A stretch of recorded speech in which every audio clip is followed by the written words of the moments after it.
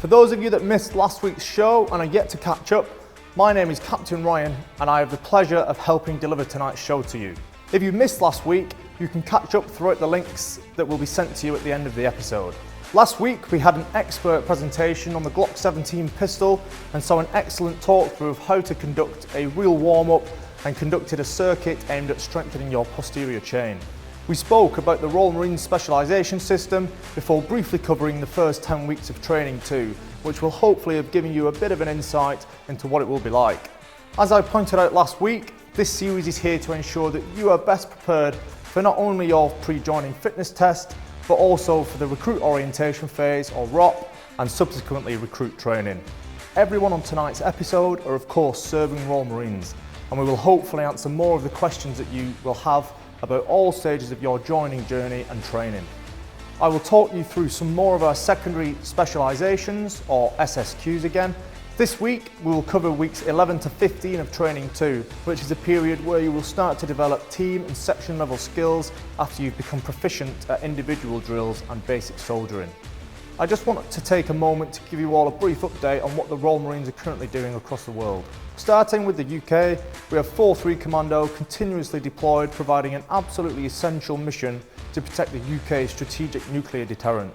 4-5 Commando have recently deployed to Norway to conduct their annual cold weather warfare training package, which is an environment that we are more than equipped to conduct operations in.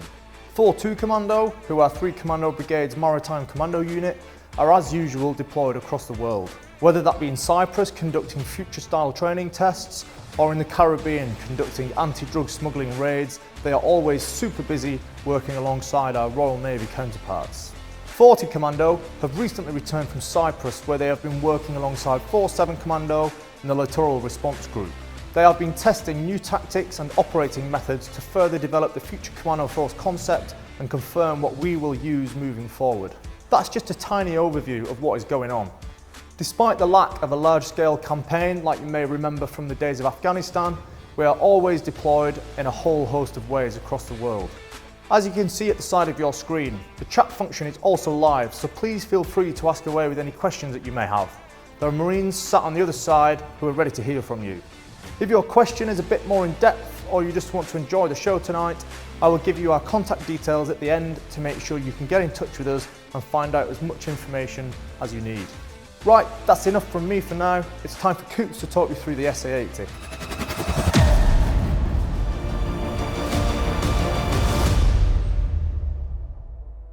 Okay, ladies and gents, once again at the side of me we've got Coops, who's going to talk you through this week's weapon system, the SA80. Over to you, Coops. So as I said, we've got the SA80 A2 here this week. The A2 just meaning it's the second variation of this weapon. During Royal Marines training, you will get very familiar with this. It is our primary weapon of choice. It's the one you will use the majority of the time. So a few sort of specs about it. It fires a 5.56mm round, which is held within a magazine holding 30 rounds. It's a bullpup design, and if we just sort of work from back to front, first off, coming to the optic on there.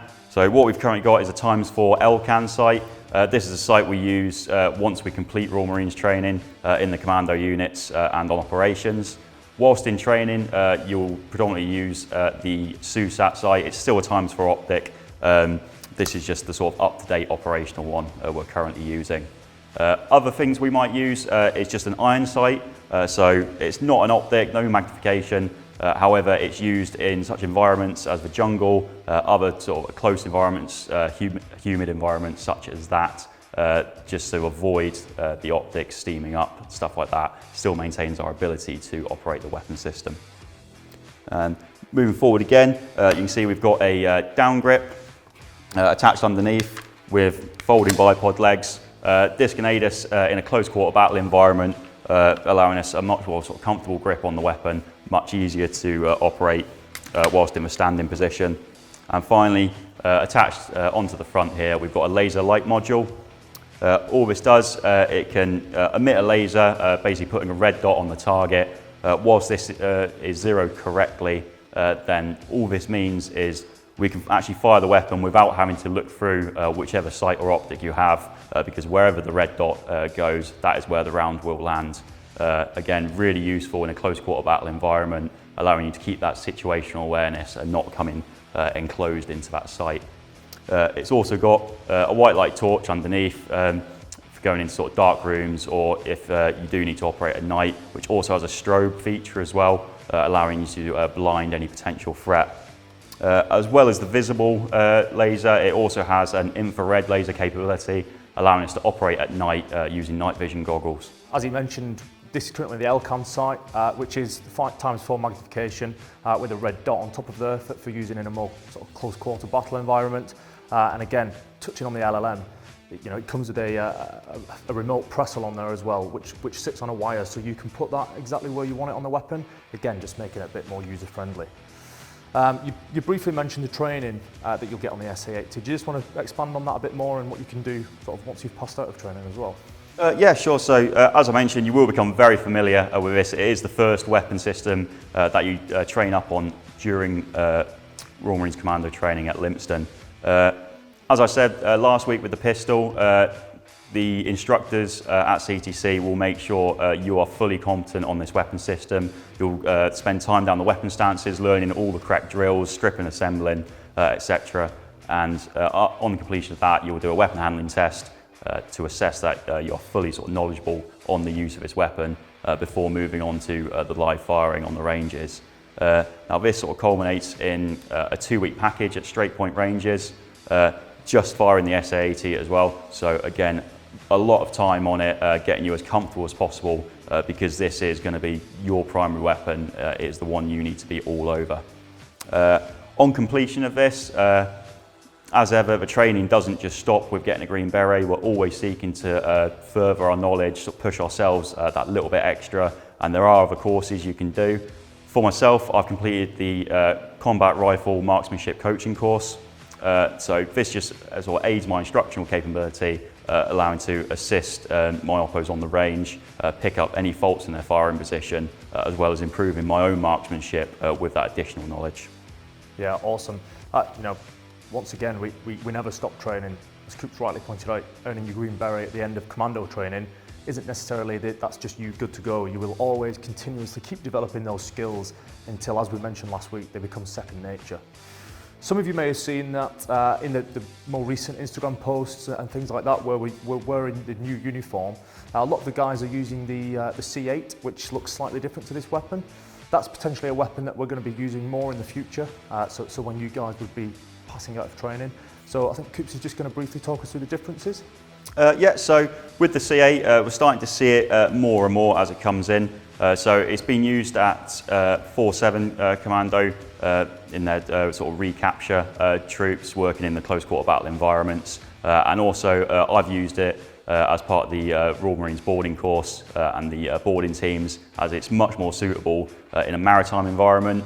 As with the Glock last week, it's mainly made from a polymer design, so much less prone to rust when operating with salt water. It's a much more ergonomic weapon to use. It's a carbine, basically meaning it's a shorter barrel, so a lot better for manoeuvring around in a tight environment. And although you may think that sort of decrease the accuracy over a longer distance, with the marksmanship training you will receive, if you apply the same principles, you will still be able to hit exactly the same targets as you would with the SA80. It's got a folding stock, again allowing you to make that weapon even shorter, even more manoeuvrable, as well as it is an ambidextrous weapon system. So looking at the SA80, where we've got the cocking handle situated on the right hand side, this means that although it is possible, it's very sort of difficult to fire from the left-hand shoulder. With the C8, the sort of situation of the cocking handle, you don't have this problem. You can switch it from right to left very easily, and this aids us in a CQB environment, a close quarter battle environment. As when you're going around corners, it means you can transfer the weapon from side to side and expose less of your body whilst combating this threat. C8 is definitely coming into service more and more for the Royal Marines, so certainly something to keep your eye on. We'll be able to talk about the C8 a little bit more next week when we cover the sharpshooter, as it's a very similar platform. Okay, that's it for this week's weapons presentation. Next, we're moving on to Blaine and Joe, who are going to talk us through this week's PT session. Welcome to session 2. I'm Joe, and this is Blaine. As I look forward, I'm going to take you through today's PT session and how to conduct a proper cool down. This session is designed to improve your explosive power using plyometric movements and to target your core strength. Using explosive movements will aid to increasing speed and strength, which will help towards improving your MSFT, better known as bleep test score, which will increase your overall running capability. Having a strong core is important for all walks of life, but it will certainly benefit you during recruit training for movements like rope climbing. Today's session will be 3 rounds, 40 seconds on, 20 seconds off, consisting of squat jumps, diamond sit-ups,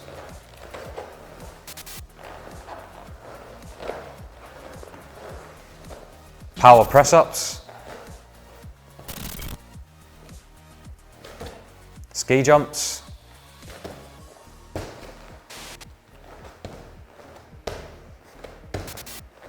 and the plank.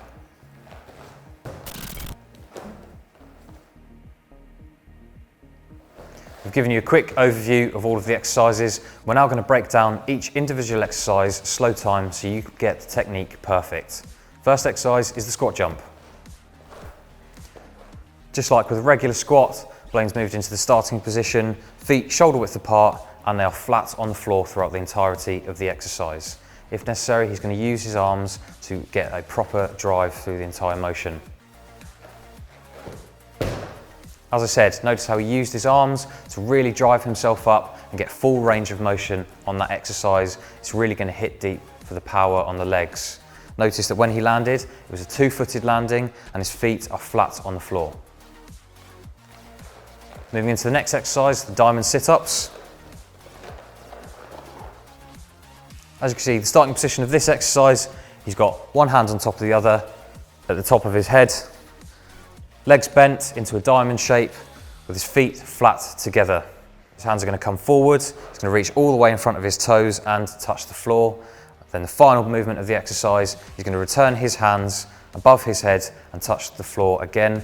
Safety point on this exercise, if you are on hard standing and you don't have the use of a mat, when you do return to this position, make sure you don't hit your head on the floor. Next exercise is the power press up. Starting position of this exercise, just like any press up, you want to make sure that your head and eyes are facing forward, maintaining a neutral spine all the way throughout. Make sure that your elbows are going to be tucked in tight to the body. Next phase, as you can see, he's gone down, elbows are tight to the body, head and eyes still facing forward, making sure that when he does come back up, he's got a neutral spine. At this stage of the exercise, you want to really drive yourself off of the floor, making sure that you get a nice inch gap off the floor. This exercise is really going to hit hard and make sure you develop power in your chest, but also in your triceps. This is going to be crucial for improving your score on your VPGFT assessment. Next exercise will be ski jumps. Okay, adopting starting position, you want feet and knees relatively together, hands cupped in front of your chest to maintain balance. As you move into the next phase of the exercise, you want to make sure that your knee does not touch the floor. Okay, you're going to be doing this at relative speed. If you don't have the use of a mat and you're on hard standing, you don't want to hit your knee on the floor. As he moves into the next phase, he's driving up off the floor and changing his legs over. Can we see that once again? As I say, you want to make sure that you're catching yourself and not hitting your knee on the floor. This exercise will really hit hard in your quads and develop a good amount of power. Final exercise is the plank. Okay, there are no stages to this exercise, it's just one movement throughout, and you're going to maintain that for 40 seconds. As you can see, his arms are shoulder width apart, hands together, head and eyes facing forward to maintain a neutral spine throughout, and you're really going to tense that core. Thank you, Blaine. As you've seen there, we've broken down each exercise into slow time movements, just to make sure that you get the technique correct on all of them. We're now going to go into a cool down teach. Cooling down is just as important as warming up. Okay, Blaine's now going to demonstrate how to do a quadricep stretch.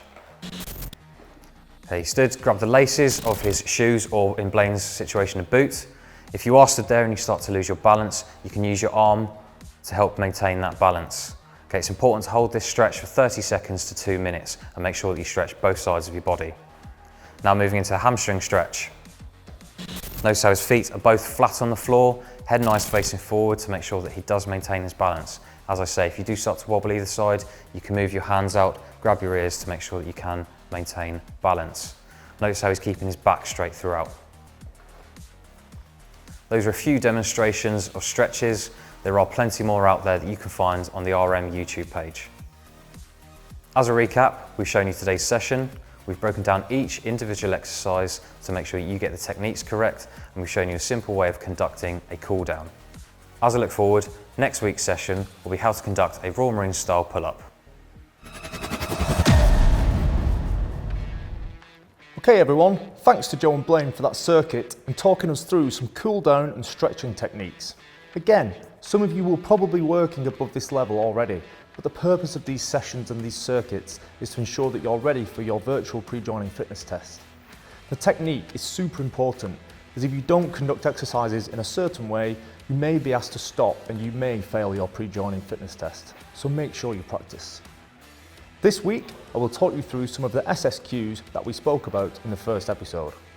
As you can see on your screen, I will just quickly run through what some of them entail to give you a very brief overview.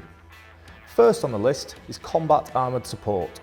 This role would see you working from the Viking Protected Mobility Vehicle as part of an Armoured Support Group, providing a way of moving over all types of terrain with a huge amount of options to customise the vehicles for the mission required, such as fire support, medical or even mortars.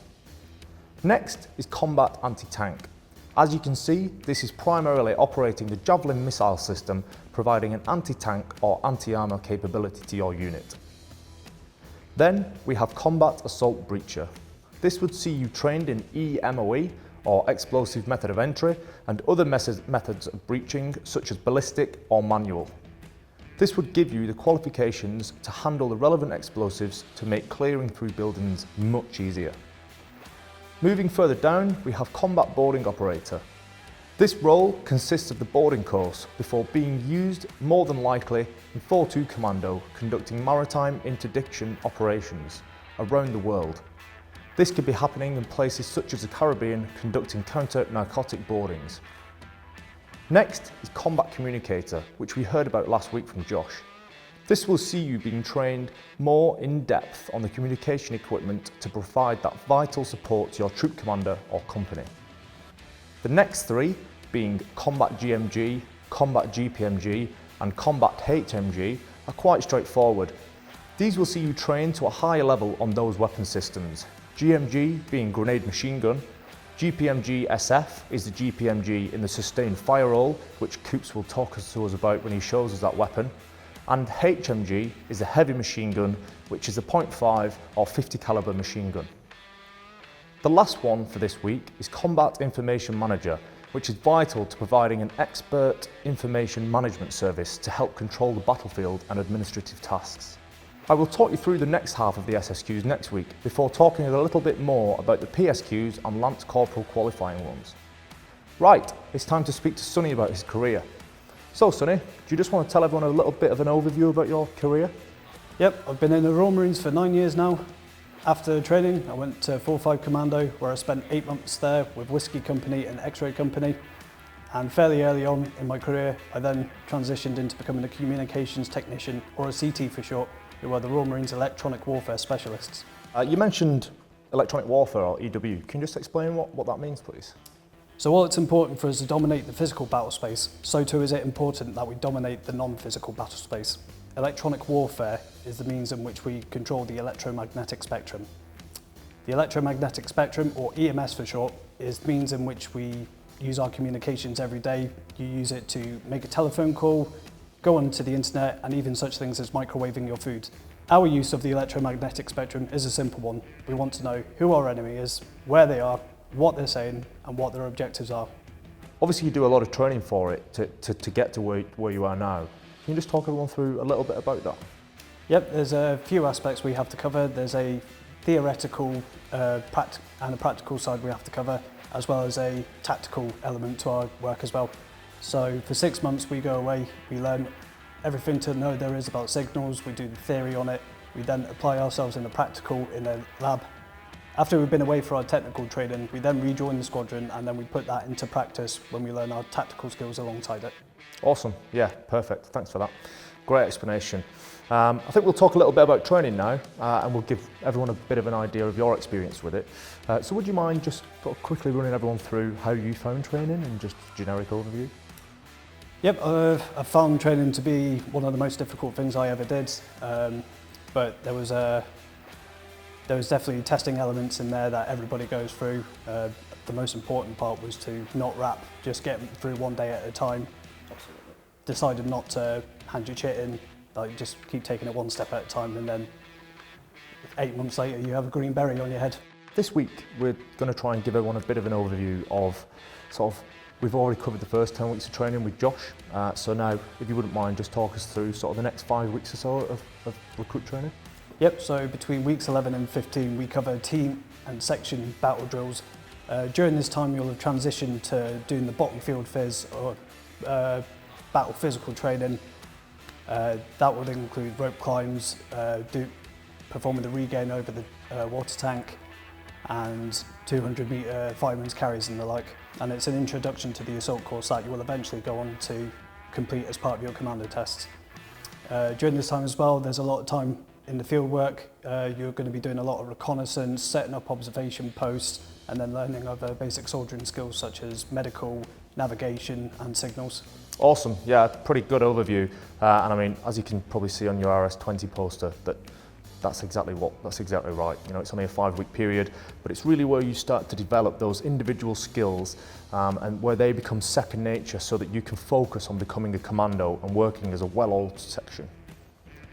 Finally, Sonny, before I let you go, if you could give one piece of advice to everybody watching, just one piece, what would that be? Before you start training, get used to being outdoors. You're going to be spending a lot of time as a recruit and as a fully fledged Marine outdoors experiencing the elements. So get out, enjoy the rain, enjoy the wind, get used to it and let it harden you and get you prepared for life in the military. As Sonny said, you are going to spend a lot of time outdoors in training. I mean, obviously you're joining the Royal Marines, so get used to it. Get up in the mountains, obviously within your comfort zone, and just spend as much time as you can preparing for it. Next week, we're going to hear from Joe. Joe has been delivering your PT circuits, but he's also a vehicle mechanic. So we're going to get to hear about his experiences. He's been in the Corps for quite a long time, and then also hear about his branch, which is clearly one of the more engineering-focused specialisations within the Royal Marines. Okay, ladies and gents, that is episode 2 drawing to a close. As you might remember, at the start of the show, we had Coops on talking us through the SA-80. As we said, this is our primary weapon system, and certainly the first one you will learn to use when you start training. Any points that you can remember from what Coops said to you tonight is certainly going to help. Joe and Blaine then delivered an explosive power-based circuit, which again is going to be useful when you start training and you start in the gym to then progress onto the more advanced levels of fitness. We briefly spoke to Sonny about his career and time spent as a communications technician, which is certainly one of the more technical branches within the Royal Marines. We also briefly spoke about a bit further into training now, weeks 11 to 15, which again is nothing for you to worry about right now, but we're just giving you a bit of an insight. We talked more about the SSQ system, which we'll cover more about next week. As I look forward to the next episode, we'll start off by looking at the sharpshooter. We'll have more physical training, including a pull-up demonstration, which is super important to ensure that you use the correct technique when getting ready for starting at CTC. We'll also look at the different SQ, talk to a different lad about his experiences so far, and we'll again talk through some of the more in-depth SSQs and the future sort of specialisation system within the Royal Marines. We'll then start looking again further in depth into training, weeks sort of 16 to 21, which starts to develop troop level tactics. As always, the contact details to get in touch with us will be displayed at the end of the show, but other than that, I'll see you next time.